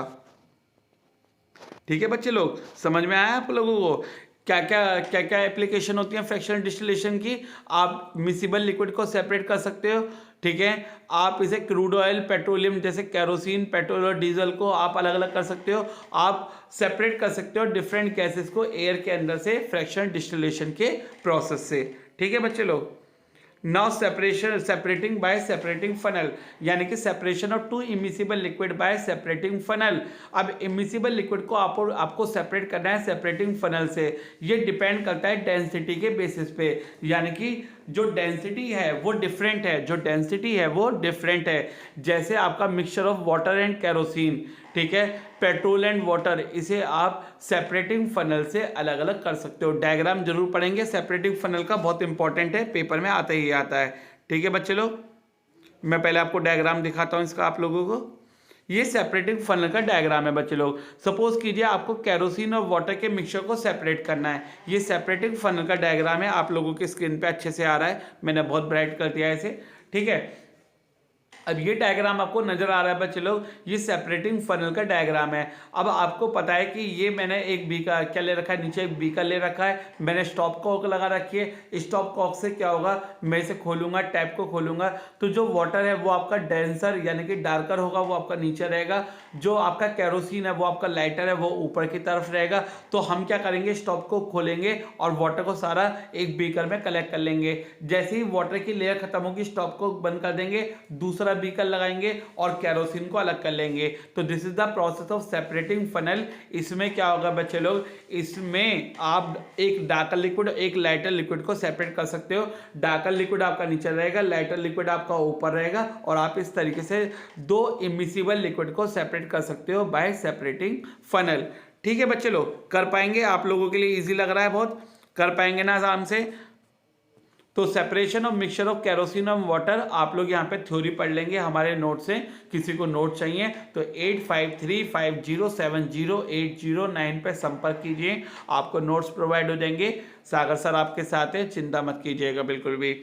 ये मैंने आपको फ्रिक्वेंटली आज क्वेश्चन में बच्चे लोग 3 क्वेश्चन गिवन है आप लोगों की स्क्रीन पे, आप लोग इन्हें करिएगा। शॉर्ट में मैंने आपको आंसर भी दे रखे हैं, आप लोगों को देखते ही समझ में आ जाएंगे। अगर आपने इस चैप्टर को बहुत ध्यान से समझा है तो ये तीनों क्वेश्चन आप लोगों के लिए चुटकी बजाने जैसे हैं। ठीक है, आपका बाएं हाथ का खेल है। बोले बच्चे लोग, आप लोगों को ये चैप्टर बिल्कुल क्लियर हो गया? अगर आप लोगों को ये चैप्टर बिल्कुल क्लियर हो गया है तो हम लोग अगले चैप्टर में चलने वाले हैं। चलें अगले चैप्टर में, चलिए। Now the next chapter for you is atoms and molecule। Atom and molecule का आपका नेक्स्ट चैप्टर है। मैराथन क्लासेस चल रही है, बहुत शॉर्ट में करेंगे, पूरा बेसिक से टॉप की तरफ जाएंगे। सबसे पहले मैटर क्या होता है आप लोगों को पता है, anything which occupy space and mass is called matter. ठीक है, तो जो मैटर होता है वो छोटे छोटे पार्टिकल से मिलकर बनता है, जिन्हें हम क्या बोलते हैं बच्चे लोग, एटम्स एंड मॉलिक्यूल्स बोलते हैं। ठीक है, अब लॉज ऑफ केमिकल कॉम्बिनेशन क्या होते हैं, यानी कि कुछ हम एलिमेंट्स को और कंपाउंड को किस तरीके से कंबाइन करते हैं, ये लॉ ऑफ केमिकल कॉम्बिनेशन हमें बताता है। जैसे सबसे पहले लॉ ऑफ कंजर्वेशन ऑफ मास, यानी कि मास can neither be created nor be destroyed. इसका मतलब क्या है कि जो टोटल मास है रिएक्टेंट का और जो टोटल मास है प्रोडक्ट का वो हमेशा इक्वल रहेगा। There will be no change in the mass during a chemical reaction. अब law of conservation of mass किसने दिया है, ये लवाइजर ने दिया है 1774 में, आप लोग याद रखेंगे। For example decomposition of calcium carbonate. Decomposition of calcium carbonate आप लोगों को पढ़ना है। कैल्शियम कार्बोनेट का फॉर्मूला क्या होता है? CaCO3। अगर मैं इसे हीट करूंगा बच्चे लोग तो कैल्शियम ऑक्साइड और कार्बन डाइऑक्साइड में कन्वर्ट होगा। इसके क्या क्या फॉर्मूले होते हैं? कैल्शियम कार्बोनेट का फॉर्मूला होता है CaCO3, कैल्शियम ऑक्साइड का फॉर्मूला होता है CaO, कार्बन डाइऑक्साइड का फॉर्मूला होता है CO2। अगर मैं इनके एटॉमिक मास आपको बताऊं तो कैल्शियम का होता है 40, कार्बन का होता है आपका कितना बोलिए 12, एक ऑक्सीजन का होता है 16। तो अगर मैं यहाँ पे पुट करने वाला हूँ तो कैल्शियम कार्बोनेट का मास आएगा आपका 100 ग्राम, कैल्शियम ऑक्साइड का आएगा 56 ग्राम और कार्बन डाइऑक्साइड का आएगा 44 ग्राम। अगर मैं कैल्शियम ऑक्साइड और कार्बन डाइऑक्साइड के मास को ऐड करता हूँ तो मेरा बराबर आ जाएगा 100 ग्राम, जो कि लॉ ऑफ कंजर्वेशन ऑफ मास मेरा कहता है। लॉ ऑफ कांस्टेंट प्रोपोर्शन ये प्राउस्ट ने दिया था 1779 में। किसने दिया था? प्राउस्ट ने, PROUST। ठीक है, ये क्या कहता है? कांस्टेंट प्रोपोर्शन ये कहता है एक कंपाउंड के अंदर जितने भी एलिमेंट्स होते हैं वो फिक्स होते हैं। जैसे मैंने एग्जांपल दे रखा है आपको किसका? वाटर का। तो वाटर जो आपका वाटर है, ठीक है, वाटर के अंदर कौन कौन से एलिमेंट होते हैं? हाइड्रोजन और ऑक्सीजन। ठीक है, तो एक हाइड्रोजन का मास 1, तो 2 हाइड्रोजन का मास 2, एक ऑक्सीजन का मास 16। तो रेशो आ जाएगा 2:16, यानी कि 1:8 बाय मास। और ये हमेशा फिक्स रहेगा। वाटर के लिए हाइड्रोजन और ऑक्सीजन का जो मास है वो 1:8 ही रहेगा। ठीक है, अगर मैं अमोनिया की बात करता हूं तो अमोनिया का फॉर्मूला होता है NH3। क्या होता है बच्चे लोग? अमोनिया का फॉर्मूला NH3। तो जो नाइट्रोजन और हाइड्रोजन का जो रेशो है वो क्या रहेगा आपका? 14:3 रहेगा हमेशा, और ये फिक्स है। ठीक है, इसके बाद आपका मोस्ट इंपॉर्टेंट टॉपिक आता है बच्चे लोग, कौन सा? Dalton's atomic theory. Most important topic आप लोगों के लिए डाल्टन्स एटॉमिक थ्योरी। जैसे कि आप लोग जानते हैं 1808 में डाल्टन्स एटॉमिक थ्योरी कब आई? 1808 में जॉन डाल्टन ने अपनी थ्योरी दी मैटर के ऊपर। उन्होंने क्या बोला अपनी थ्योरी में? जरा सुनिएगा। सारे मैटर छोटे छोटे पार्टिकल से मिलकर बनते हैं जिन्हें हम एटम बोलते हैं। एटम को फर्दर डिवाइड नहीं करा जा सकता, एटम को क्रिएट नहीं करा जा सकता, डिस्ट्रॉय नहीं किया जा सकता। एटम अगर एक ही एलिमेंट के हैं तो उनका मास, साइज और केमिकल प्रॉपर्टी सेम होगी। अगर एटम डिफरेंट एलिमेंट के हैं तो उनके मास, साइज और केमिकल प्रॉपर्टी, यानी कि मास, साइज और केमिकल प्रॉपर्टी डिफरेंट होंगी।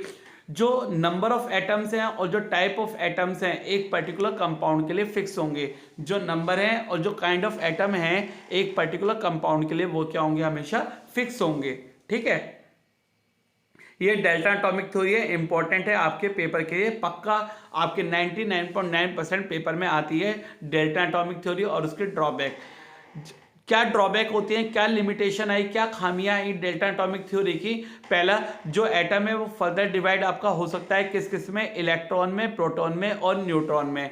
ठीक है, जो एटम है आपके सेम एलिमेंट के उनका मास थोड़ा डिफरेंट हो सकता है। जो एटम है आपके डिफरेंट एलिमेंट के उनका सेम मास हो सकता है। तो ये खामियां आई किसकी? डेल्टा एटॉमिक थ्योरी की, और आप लोग इन्हें पढ़ लेंगे। ठीक है, अब इसके बाद आपका नेक्स्ट टॉपिक स्टार्ट होता है एटम्स। एटम्स क्या होते हैं बताइएगा बच्चे लोग? एटम्स क्या होते हैं? क्या आप लोगों को पता है कि एटम्स क्या होते हैं? Atom is the smallest particle of an element.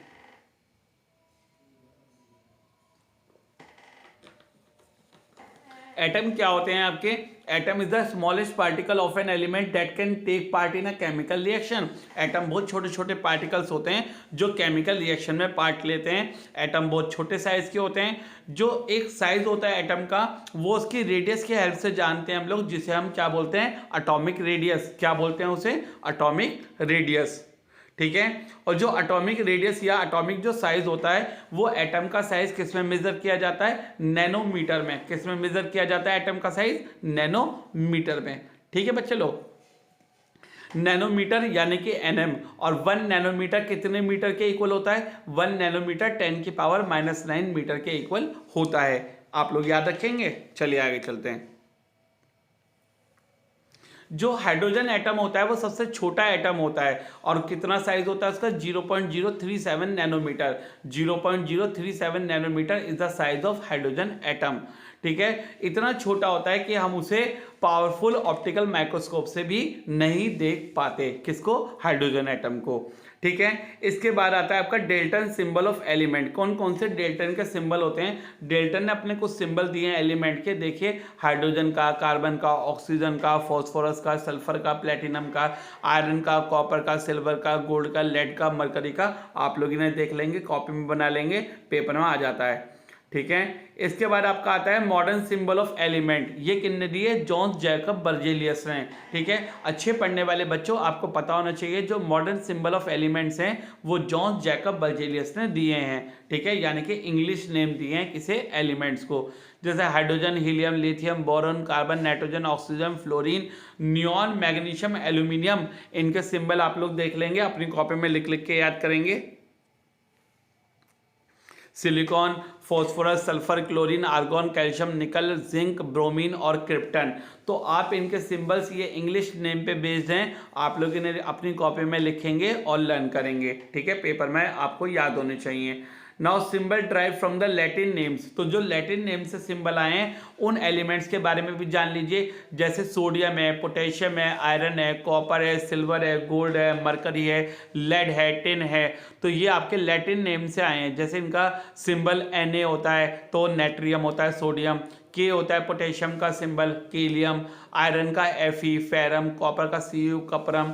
Silver का Ag, अर्जेंटम। गोल्ड का Au, ओरम। मरकरी का Hg, हाइड्रोगायरम। लेड का Pb, प्लम्बम। और टिन का Sn, स्टेनम। तो ये लैटिन नेम से डिस्कवर हुए हैं, इन्हें आप याद रख लेंगे, अच्छे पढ़ने वाले बच्चे हैं।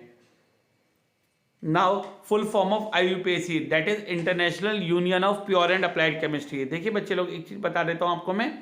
अब ये जो यूनिट है, ठीक है, बहुत सारी बुकों में आपको यूनिट भी मिलेगा, लेकिन आपको ज़्यादातर बुकों में क्या लिखा मिलेगा? यूनियन। आपको ज़्यादातर बुकों में क्या मिलेगा? यूनियन। तो यूनिट और union is one of the same thing. तो international union of pure and applied chemistry आपकी बुकों में लिखा हुआ है, तो आप भी वो लिख लेंगे, कहीं टीचर आपका काट दे।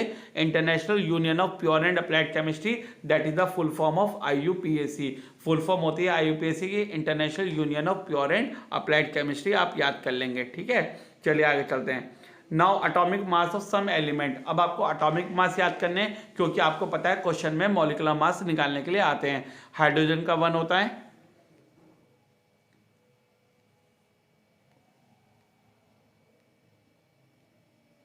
कार्बन का 12 होता है, नाइट्रोजन का 14 होता है, ऑक्सीजन का 16 होता है, सोडियम का 23 होता है, मैग्नीशियम का 24 होता है, एल्यूमिनियम का 27 होता है, फॉस्फोरस का 31 होता है, सल्फर का 32 होता है, क्लोरीन का 35.5 होता है, पोटेशियम का 39 होता है, कैल्शियम का 40 होता है, आयरन का 56 होता है, कॉपर का 63.5 होता है। आप लोग याद कर लेंगे। This is the atomic mass. Molecular mass निकालने में काम आएंगे आप लोगों के जब हम न्यूमेरिकल करेंगे।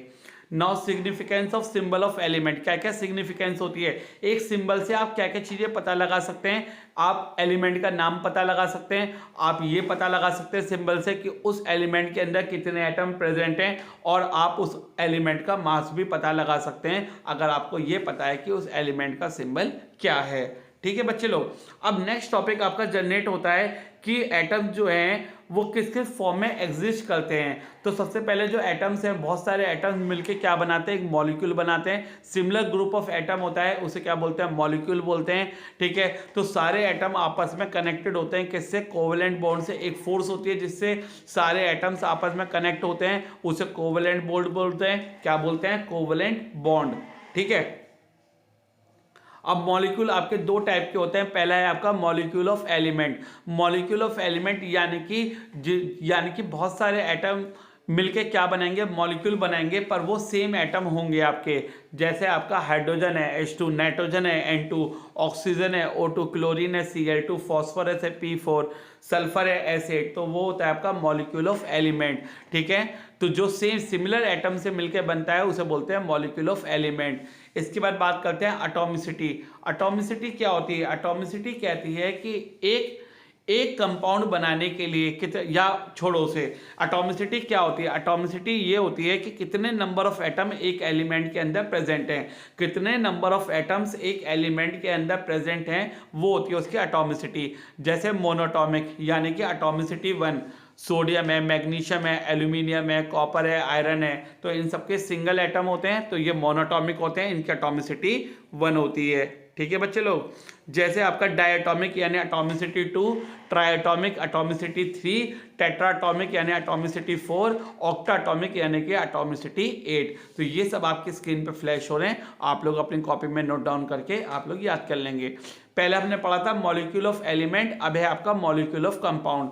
मॉलिक्यूल ऑफ कंपाउंड आपका क्या कहता है? मॉलिक्यूल ऑफ कंपाउंड आपका कहता है क्या कि अगर आपका मॉलिक्यूल बना है डिफरेंट एटम से मिलके, यानी कि डिफरेंट टाइप्स ऑफ एटम से मिलके अगर आपका एक मॉलिक्यूल बना है तो वो होता है आपका मॉलिक्यूल ऑफ कंपाउंड। जैसे आपका HCl, H2O, CO2, NH3, CH3Cl, तो ये सब आपके मॉलिक्यूल ऑफ कंपाउंड कहलाए जाएंगे जो डिफरेंट टाइप के एटम से मिलके बनते हैं। ठीक है, नाउ मैंने आप लोगों की याद के लिए कुछ फॉर्मूले लिख के दिए हैं कंपाउंड के, आप लोग याद कर लीजिएगा। वाटर का, कार्बन डाइऑक्साइड का, सल्फर डाइऑक्साइड का, अमोनिया का, मीथेन का, इथेनॉल का, हाइड्रोजन क्लोराइड का, हाइड्रोजन सल्फाइड का, कार्बन डाइसल्फाइड का, ये कुछ फॉर्मूलेज मैंने आप लोगों के लिए लिख रहे हैं। ठीक है, आप लोग याद कर लीजिएगा इन फॉर्मूले को। मेरे हिसाब से आप लोगों के लिए इथेनॉल का फॉर्मूला C2H5OH होता है, ये आपके लिए थोड़ा हार्ड पड़ेगा। कार्बन डाइसल्फाइड CH2, ये आपके लिए हार्ड पड़ेगा। बाकी सारे फॉर्मूले आप लोगों को बहुत अच्छी तरह से लर्न है, आई नो। ठीक है, आप लोग एक बार इन्हें पढ़ लेंगे। अब जो एलिमेंट्स होते हैं इसके अंदर कौन कौन से एलिमेंट्स हैं? जैसे वाटर में हाइड्रोजन ऑक्सीजन है, ठीक है, कार्बन डाइऑक्साइड में कार्बन है ऑक्सीजन है, सल्फर डाइऑक्साइड में सल्फर ऑक्सीजन है, अमोनिया में नाइट्रोजन हाइड्रोजन है, ठीक है, आपका मीथेन में कार्बन हाइड्रोजन है, इथेनॉल में आपका कार्बन हाइड्रोजन ऑक्सीजन है, हाइड्रोजन क्लोराइड में हाइड्रोजन और क्लोरीन है, हाइड्रोजन सल्फाइड में हाइड्रोजन और सल्फर है, कार्बन डाइसल्फाइड में कार्बन है और सल्फर है। तो ये एलिमेंट्स होते हैं। अच्छा, मैं अगर आपसे इनकी एटॉमिसिटी पूछूं तो आप इनके एटम्स गिन सकते हैं। जैसे वाटर में 3 एटम है, 2 हाइड्रोजन के 1 ऑक्सीजन के, तो एटॉमिसिटी 3 हो जाएगी इसकी। ठीक है, कार्बन डाइऑक्साइड में 3 हो जाएगी, सल्फर डाइऑक्साइड में 3 हो जाएगी। ऐसे करके आप एटॉमिसिटी इसकी निकाल सकते हैं और एलिमेंट्स भी निकाल सकते हैं। ठीक है, नाउ जो एटम एग्जिस्ट करता है वो मॉलिक्यूल के फॉर्म में करता है और दूसरा आयंस के फॉर्म में करते हैं। ये आयंस क्या होते हैं? आयंस आपके पॉजिटिवली चार्ज हो सकते हैं या नेगेटिवली चार्ज एटम्स हो सकते हैं। या तो इनके ऊपर पॉजिटिव चार्ज होता है या नेगेटिव चार्ज होता है। जैसे आपका सोडियम आयन है, इसके ऊपर 1 पॉजिटिव चार्ज होता है, मैग्नीशियम आयन है, इसके ऊपर 2 पॉजिटिव चार्ज होता है, क्लोराइड आयन है, इसके ऊपर 1 नेगेटिव चार्ज होता है। 2 टाइप के आयंस होते हैं आपके, कटायंस और अनायंस। यानी जो पॉजिटिवली चार्ज आयन होता है उसे कटायन बोलते हैं, जो नेगेटिवली चार्ज आयन होता है उसे अनायन बोलते हैं। तो कटायन जो फॉर्म होता है वो आपका इलेक्ट्रॉन को लूज करने के बाद होता है। अगर 1 इलेक्ट्रॉन लूज होगा तो 1 पॉजिटिव चार्ज आएगा, 2 इलेक्ट्रॉन लूज होंगे तो 2 पॉजिटिव चार्ज आएंगे। कटायन के अंदर जो नंबर ऑफ इलेक्ट्रॉन्स होते हैं वो कम होते हैं एज कंपेयर टू प्रोटॉन्स, इसलिए उसके अंदर कैसा चार्ज आता है? पॉजिटिव चार्ज आपका आता है। तो जितने भी सारे मेटल्स होते हैं वो आपके बच्चे लोग कटायंस बनाते हैं। क्या बनाते हैं? कटायंस बनाते हैं। याद रखेंगे, जितने भी आपके मेटल्स होते हैं वो क्या बनाते हैं? कटायंस बनाते हैं। जैसे सोडियम है, मैग्नीशियम है, एल्यूमिनियम है, तो ये इलेक्ट्रॉन को लूज करते हैं तो ये कटायन बनाएंगे। अनायंस आपके क्या होते हैं? एक नेगेटिवली चार्ज आयन को अनायन बोलते हैं। तो ये इलेक्ट्रॉन को गेन करते हैं, यानी कि इनके अंदर इलेक्ट्रॉन की कमी होती है तो ये इलेक्ट्रॉन को गेन करते हैं, जिसकी वजह से इनके ऊपर कैसा चार्ज आता है? नेगेटिव चार्ज आ जाता है। ठीक है, तो जैसे क्लोरीन आयन है, 1 इलेक्ट्रॉन गेन करेगा तो इसके ऊपर कैसा चार्ज आ जाएगा? नेगेटिव चार्ज आ जाएगा, क्लोरीन क्लोराइड आयन आपका बन जाएगा। ठीक है, तो जितने भी नॉन मेटलिक एलिमेंट्स होते हैं वो सब क्या बनाते हैं? वो सब अनायंस आपके बनाते हैं। ठीक है, तो अनायंस के अंदर जो नंबर ऑफ इलेक्ट्रॉन्स होते हैं वो ज़्यादा होते हैं और नंबर ऑफ प्रोटॉन्स कम होते हैं, जिस वजह से उनके अंदर नेगेटिव चार्ज आता है। जैसे आपके क्लोरीन है, ऑक्सीजन है, नाइट्रोजन एटम्स हैं, तो ये आयंस बनाते हैं क्योंकि इनके अंदर इलेक्ट्रॉन की 1, 2, 3 की कमी होती है। ठीक है बच्चे लोग, आपको कटायंस और अनायंस में डिफरेंस लिखने के लिए आ सकता है पेपर में, तो आप लोग याद रखेंगे। ठीक है, आगे चलें। चलिए, now the next topic is simple ions and compound ions. Simple ions वो आयंस होते हैं जो आपके सिंपल आयंस वो आयंस होते हैं जो आपके सिंगल एटम से मिलके बनते हैं, यानी कि जो सिंगल एटम के आयंस होते हैं उन्हें सिंपल आयंस बोलते हैं। जैसे सोडियम आयन है, मैग्नीशियम आयन है, ये आपके सिंपल आयंस कहलाए जाते हैं। कंपाउंड आयंस कौन से होते हैं देखते हैं जरा। कंपाउंड आयंस वो होते हैं जो ग्रुप ऑफ एटम से मिलके बनते हैं। कंपाउंड आयंस वो आयंस होते हैं जो ग्रुप ऑफ एटम से मिलके बनते हैं, वो आपके कंपाउंड आयंस कहलाए जाते हैं। और कंपाउंड आयंस को पॉली एटॉमिक आयंस भी कहलाया या कहा जाता है।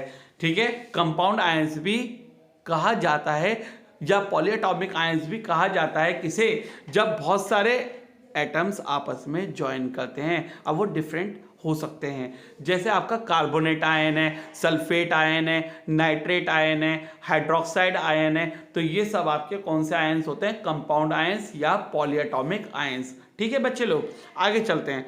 आयनिक कंपाउंड वो कंपाउंड्स होते हैं बच्चे लोग जो आयन से मिलके बनते हैं, जैसे सोडियम क्लोराइड है, सोडियम आयन और क्लोराइड आयन।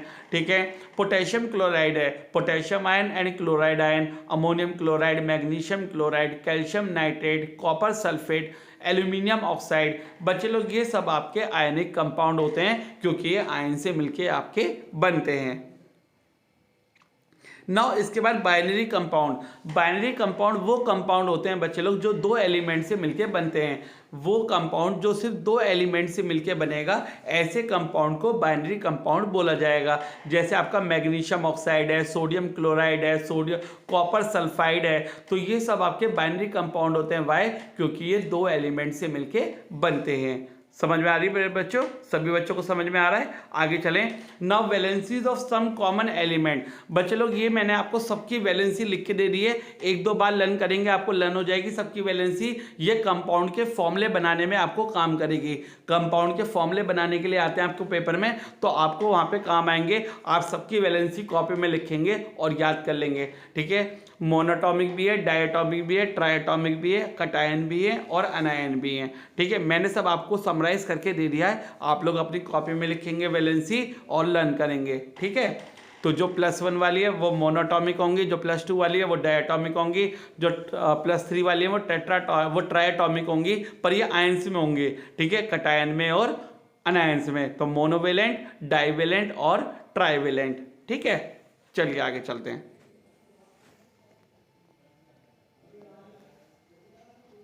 सब मोर वैलेंसीज देखिए, जैसे नाइट्रेट आयन है NO3 नेगेटिव, इसकी वैलेंसी -1 होती है। हाइड्रोक्साइड आयन की वैलेंसी -1 होती है। सल्फेट आयन की वैलेंसी -2 होती है। कार्बोनेट आयन की वैलेंसी -2 होती है। बच्चे लोग आई बेट यू याद कर लीजिएगा, 10th क्लास में बहुत फायदा मिलेगा आप लोगों को। जिज्ञासा क्लासेस आप लोगों से अर्ज करती है कि आप लोग जरूर पढ़ लीजिएगा इसे। ठीक है, इसके बाद आपका लास्ट टॉपिक आता है इस चैप्टर का, ग्राम एटॉमिक मास और ग्राम मॉलिक्यूलर मास। अगर किसी भी एटम का मास हम ग्राम में लिखते हैं या रिप्रेजेंट करते हैं ग्राम्स में, तो उसे ग्राम एटॉमिक मास बोला जाता है। अगर किसी भी मॉलिक्यूल का मास हम ग्राम्स में रिप्रेजेंट करते हैं तो उसे ग्राम मॉलिक्यूलर मास बोला जाता है। ठीक है, तो ग्राम एटॉमिक मास किसके इक्वल होता है? 1 मोल ऑफ एटम के इक्वल होता है। Gram atomic mass 1 mole of atom के इक्वल होता है। वो 1 मोल ऑफ एटम कितने पार्टिकल्स लेके आता है अपने साथ? 6.022 इंटू 10 की पावर 23 एटम्स। 6.022 इंटू 10 की पावर 23 एटम्स। और बच्चे लोग याद कर लीजिए, इसे एवोगैड्रोस नंबर बोलते हैं। क्या बोलते हैं इसे? Avogadro's number, AVAGADRO, Avogadro's number इसे बोलते हैं। आप लोग याद कर लीजिए, 6.022 इंटू 10 की पावर 23 एटम्स एक किसी भी सब्सटेंस के अंदर प्रेजेंट होते हैं। तो मोलर मास क्या होता है? जितना भी मास 1 मोल ऑफ सब्सटेंस में प्रेजेंट होता है उसे मोलर मास बोलते हैं। और जो यूनिट होती है मोलर मास की, वो होती है बच्चे लोग ग्राम पर मोल। क्या होती है? GM पर MOL। आप लोग याद रख लेंगे, ग्राम पर मोल यूनिट होती है आपकी किसकी? मोलर मास की। अब वही आपका ग्राम मॉलिक्यूलर मास होता है। अगर किसी भी मॉलिक्यूल का मास ग्राम में है तो उसे ग्राम मॉलिक्यूलर मास आप बोलते हो। ठीक है, नाउ मोल कॉन्सेप्ट क्या होता है? मोल एक लिंकेज होती है किस किस के बीच में? Between mass of atom and number of atom, या मास ऑफ मॉलिक्यूल और नंबर ऑफ मॉलिक्यूल्स के बीच में जो रिलेशन होती है उसे क्या बोलते हैं? मोल। क्या बोलते हैं उसे? मोल बोलते हैं बच्चों। यह जो ग्रुप होता है कितने पार्टिकल्स का? 6.022 इंटू 10 की पावर 23। इतने ही एटम्स हो सकते हैं, इतने ही आपके मॉलिक्यूल्स हो सकते हैं, इतने ही आपके आयंस हो सकते हैं किसी भी सब्सटेंस में, तो उसे मोल बोलते हैं उस सब्सटेंस का। एवोगैड्रोस नंबर के इक्वल होता है 6.022 इंटू 10 की पावर 23 पार्टिकल्स होते हैं किसी भी सब्सटेंस में। इतने ही एटम्स हो सकते हैं, इतने ही मॉलिक्यूल्स हो सकते हैं और इतने ही आयंस उसके अंदर प्रेजेंट हो सकते हैं। एवोगैड्रोस नंबर को डिनोट करते हैं L से। एवोगैड्रोस नंबर को किससे डिनोट करते हैं? L से। आप लोग याद रख लेंगे। अब ये बच्चे लोग मोस्ट इंपॉर्टेंट, आपको मैंने रिलेशन लिख के दे दिया है इंपॉर्टेंट नोट में, कि 1 मोल ऑफ एटम या 1 मोल ऑफ मॉलिक्यूल किसके इक्वल होता है? ग्राम एटॉमिक मास के। और अगर मॉलिक्यूल है तो ग्राम मॉलिक्यूलर मास के। 1 मोल ऑफ एटम किसके इक्वल होता है? ग्राम एटॉमिक मास के या एवोगैड्रोस नंबर के 6.022 इंटू 10 की पावर 23 एटम्स के इक्वल होता है। या दूसरे शब्दों में बोलूं तो ग्राम एटॉमिक मास भी 6.022 इंटू 10 की पावर 23 एटम्स के इक्वल होता है। अगर मैं मॉलिक्यूल की बात करता हूं तो ग्राम मॉलिक्यूलर मास किसके इक्वल होगा, 1 मोल ऑफ मॉलिक्यूल के इक्वल या ग्राम मॉलिक्यूलर मास के इक्वल। या तो आप एटम वाली रिलेशन ले लीजिए या मॉलिक्यूल वाली रिलेशन ले लीजिए। This is the relation between mole, gram atomic mass और आपका एवोगैड्रोस नंबर। तो इसके ऊपर न्यूमेरिकल्स आते हैं, मैं अपनी मैराथन क्लास में न्यूमेरिकल्स वाले में कराऊंगा, ठीक है, आप लोग इसे अच्छे से कर लीजिएगा। सो स्टूडेंट्स, इस वीडियो के साथ हम लोग मैराथन क्लासेस नंबर 2 यहीं पे ख़त्म करते हैं, ठीक है। सो मिलेंगे आपसे नेक्स्ट मैराथन क्लास नंबर 3 में अपने चैप्टर स्ट्रक्चर ऑफ एटम में, जो बहुत फास्ट रिवीजन आपको कराएगा स्ट्रक्चर ऑफ एटम का, ठीक है। मेरी आपसे अर्ज है क्या कि आप लोग जिज्ञासा क्लासेस से जुड़े रहिए। 5 बच्चों को ये चैनल जरूर शेयर कीजिएगा, व्हाट्सएप पे ज्वाइन कीजिए जल्दी से जल्दी 8535070809। आपको सारे सैंपल पेपर क्लास 9 से लेकर क्लास 12 तक दिए जाएंगे। आप टेलीग्राम चैनल, इंस्टाग्राम पे, फेसबुक पे हर जगह ज्वाइन कीजिए जिज्ञासा क्लासेस को अनलिमिटेड बेनिफिट्स के लिए सागर सर के साथ। सागर सर आपके साथ है हमेशा, एवरी टाइम।